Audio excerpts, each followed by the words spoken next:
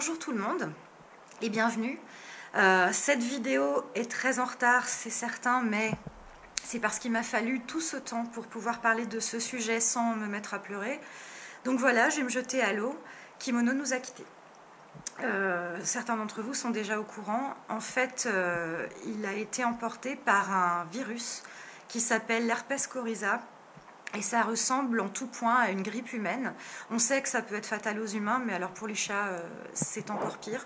Donc il ne pouvait plus respirer correctement, il ne pouvait plus avaler, il avait mal à la gorge, il toussait, il était extrêmement faible, il ne mangeait plus. Et malheureusement, on l'a mal diagnostiqué sur le coup. Donc on l'a emmené chez le vétérinaire, pensant qu'il s'agissait de son polype. Et malheureusement, il est mort pendant l'anesthésie, parce qu'il était beaucoup trop faible pour la supporter. Le lendemain, son frère Bidule a développé les mêmes symptômes. C'est là qu'on a compris qu'il s'agissait d'un virus. Et heureusement, grâce à ça, on a pu soigner Bidule correctement avec les bons antibiotiques. Et finalement, aujourd'hui, il va très bien. Ça, c'est au moins une bonne nouvelle. En tous les cas, ce chat Kimono aura été énormément aimé. Il aura une courte vie, mais pleine d'amour, pleine de jeux, pleine de magie, et justement on a fait un petit montage pour lui rendre hommage.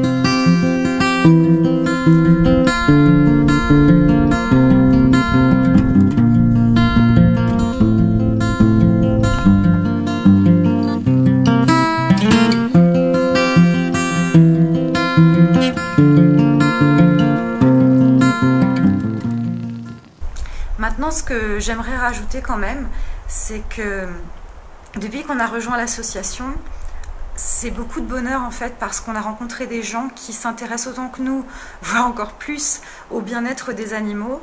Et dans toutes ces épreuves qu'on a traversées avec Kimono, on a trouvé énormément de soutien, énormément de compassion et de bienveillance. Par exemple, l'association nous a payé l'incinération du chat et nous a procuré ce magnifique cerisier du Japon, parce que bon, il a un nom japonais, alors on a voulu rester raccord. Comme ça, on va pouvoir répandre les cendres dans le jardin, au pied de ce cerisier, et ce chat ne nous quittera jamais.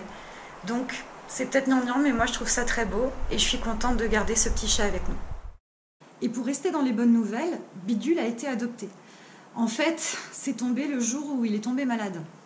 Et à ce niveau-là, justement, on a eu une chance encore remarquable sur la famille d'adoption, parce qu'en fait, ce sont des gens vraiment adorables qui se sont donné un mal de chien à garder ce chat en vie, à le soigner correctement. Je veux dire, ils auraient pu dire à l'assaut, non, non, on veut un chat en bonne santé, mais pas du tout. Ils se sont accrochés et maintenant le chat va très bien. Ce sont vraiment des gens pleins de gentillesse. Et d'ailleurs, ils nous envoient régulièrement des photos. On est même allé chez eux pour voir le chat, qui d'ailleurs maintenant s'appelle Simba. Et pour la petite anecdote sympa, leur petite fille a regardé nos vidéos et elle a bien aimé celle de la fabrication de la maison de chat en carton. Du coup, elle a fait la même chose et Bidule va toujours jouer dedans. Il s'est vraiment complètement adapté à sa nouvelle vie, donc voilà, c'est aussi pour ça qu'on fait ça.